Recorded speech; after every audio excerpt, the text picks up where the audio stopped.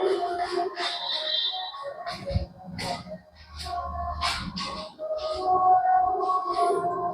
Students, कैसे हैं आप लोग। आशा करता हूं कि आप लोग अच्छे होंगे। तो इस वीडियो में हम लोग देखेंगे कि यदि एक्टिव के सेंटेंस में कोई प्रीपोजिशन आ जाता है तब हम उसको पैसिव में क्या कैसे ट्रांसफॉर्म करते हैं। तो हम लिखेंगे एक्टिव का हमारा स्ट्रक्चर हो गया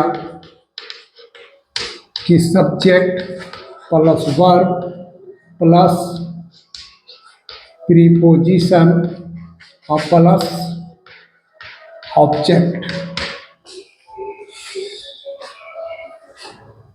इससे पहले हम देख रहे थे सब्जेक्ट वर्ब और ऑब्जेक्ट। दैट क्लास तक वीडियो पूरा एकदम serially part by part uploaded है। सबको आप ध्यान से देखिए और उसको समझने का कोशिश कीजिए। अब देखिए कि यदि पैसिव वॉइस में यदि एक्टिव वॉइस में वर्ब के बाद कोई प्रीपोजिशन है तो पैसिव में उस प्रीपोजिशन के स्थान को हम नहीं बदलते हैं।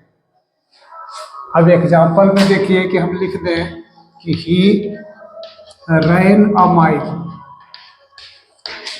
तो ये हमारा सब्जेक्ट है और ये हमारा वर्ब है। और इस पार्ट को देखिए कि क्या है, ए माइल यहाँ पर क्या चीज है, तो ए माइल यहाँ पर बाबू एडवर्ब है, इसलिए इसका नो पैसिव,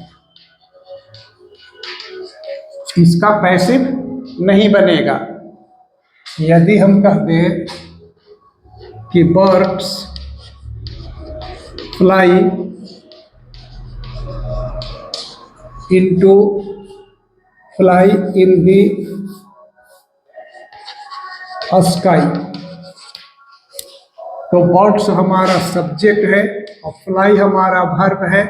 और यहाँ इन दी स्काई जो लिखा हुआ है इसलिए ये वर्ब है, ये ऑब्जेक्ट नहीं है। और पैसिव बनने के लिए यहाँ ऑब्जेक्ट का होना जरूरी है, इसलिए इसका भी नो पैसिव, इसका पैसिव संभव नहीं है। लेकिन अब हम लिख दें कि सी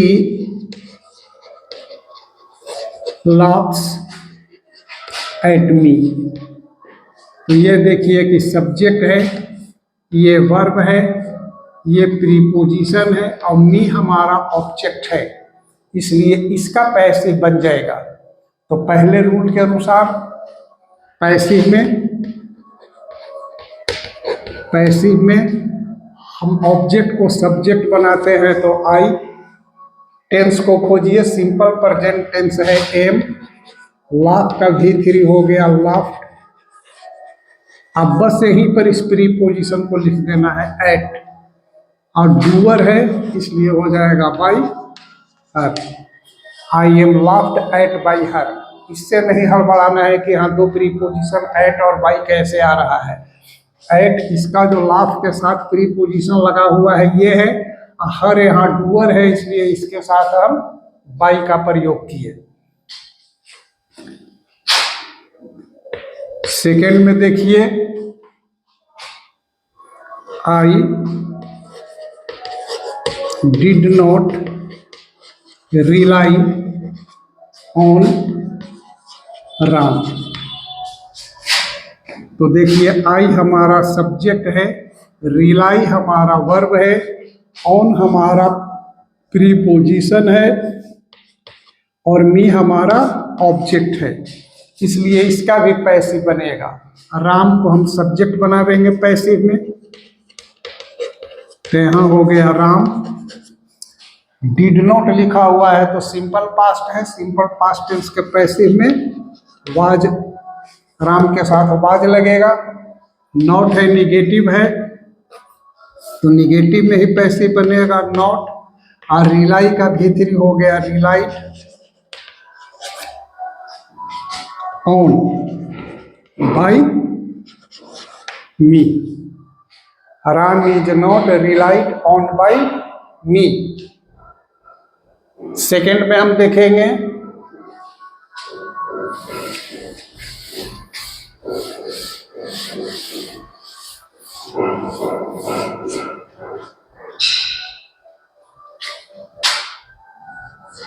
कि I was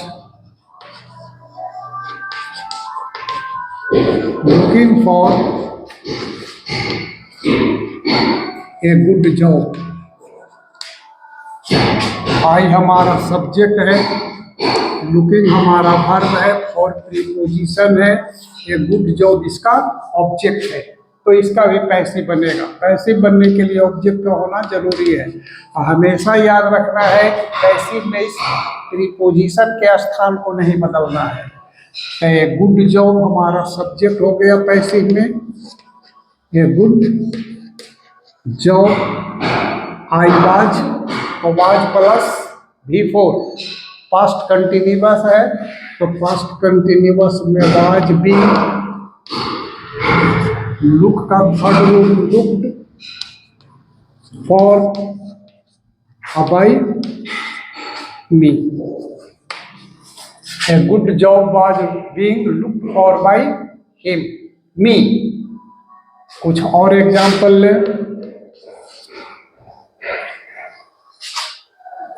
they inquired into the matter। दे हमारा सब्जेक्ट है, इंक्वायर हमारा वर्ब है, इनटू प्रीपोजिशन है, अब मैटर हमारा ऑब्जेक्ट है, इसलिए इसका पैसिव संभव है, इसका पैसिव बनेगा। पैसिव बनाने के लिए ऑब्जेक्ट का होना जरूरी है। तो दी मैटर हमारा सब्जेक्ट हो गया पैसिव में, the matter simple past tense है, तो watch, inquired, inquired into bye them. Bye them लिखना मैंडेटरी नहीं है, आप इतना भी लिख के सोच सकते हैं कि the matter was inquired into. तो इस प्रकार हम देखते हैं कि यदि एक्टिव में कोई प्रीपोजिशन के बाद ऑब्जेक्ट है तो पैसिव में उस प्रीपोजिशन को हम हटाते नहीं हैं, उस प्रीपोजिशन को हम जिस स्थान पर लिखा हुआ था उसी स्थान पर छोड़ देते हैं।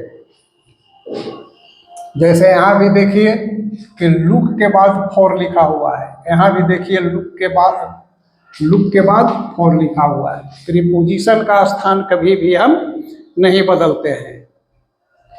इसी ढंग से हम लिखें,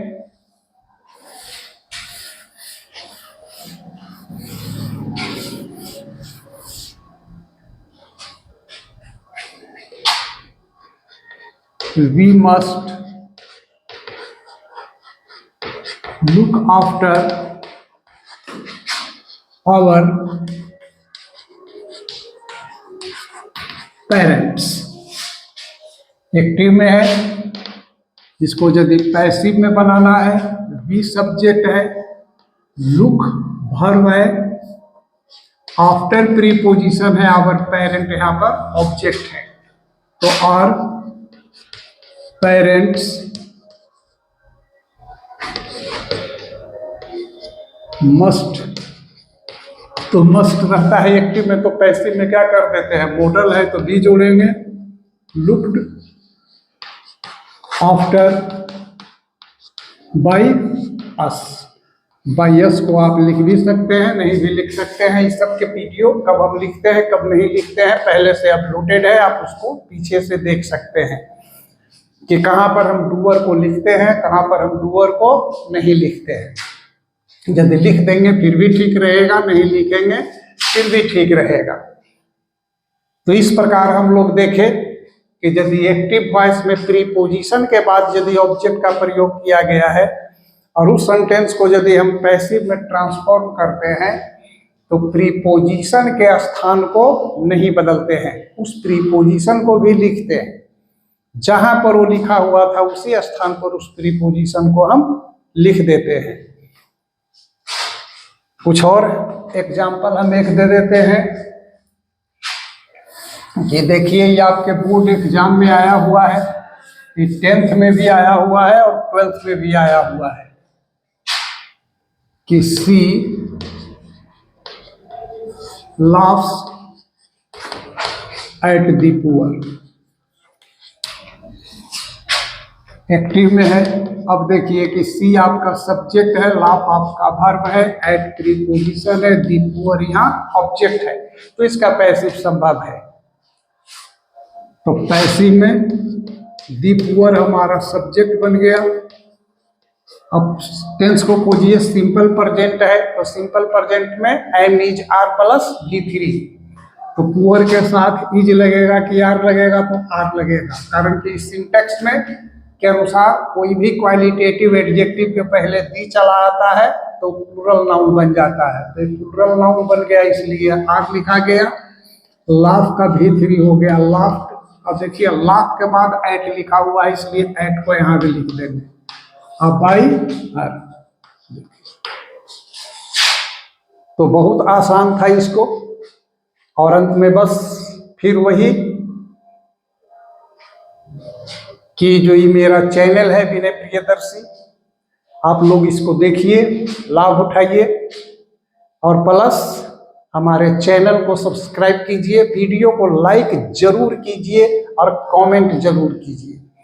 लाइक और कमेंट करने में 2 से 3 सेकंड का समय लगता है और कोई इसमें चार्ज नहीं लगता है। इससे आपको कुछ नहीं जाता है, लेकिन हमको इससे बहुत लाभ मिलता है, हमको एनर्जी मिलती है आगे काम करने का। तो चूंकि सब पहले का पढ़ा हुआ था, केवल प्रीपोजिशन से हमको भ्रमित नहीं होना है कि यदि एक्टिव के सेंटेंस में कोई प्रीपोजिशन आ जाए तब उसको हम पैसिव में कैसे ट्रांसफॉर्म करें, तो टोटल पहले क्या ही रूल रह जाता है। सिर्फ हमको ध्यान देना है कि इस प्रीपोजिशन को हमको हटाना नहीं है, जहां पर ये प्रीपोजिशन था वहीं पर इस प्रीपोजिशन को छोड़ देना है। ठीक,